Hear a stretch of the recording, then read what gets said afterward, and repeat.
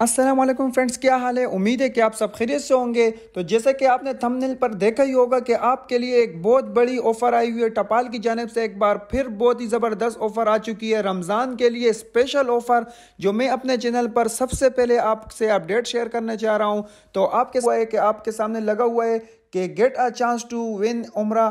तो आप बहुत ही आसानी से आप उम्रे के लिए एंट्री कर सकते हैं और आप जा सकते हैं उम्रे के लिए। बहुत ही खुशनसीब लोग होंगे जो उम्रे के लिए जाएंगे, जो कुरानंदाजी में जिसका नाम आएगा।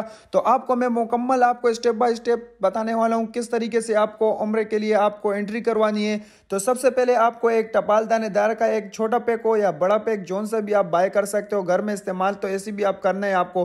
तो आपको उसको बाय कर देना है और उसके बाद आपको उसके अंदर आपको एक कोड मिलेगा और उस कोड को आपके सामने जो फ्रंट पर आपको स्क्रीन के सामने जो नंबर नज़र आ रहा है, आपको सिंपली उस पर एक मिस कॉल देनी है और आपको कॉल बैक आएगी। आपको उसी नंबर से आपको एंट्री करनी होगी और बहुत ही आसानी से आपको चांस मिलेगा उम्रे के लिए। आपके कुरानंदाजी में आपकी एंट्री हो जाएगी।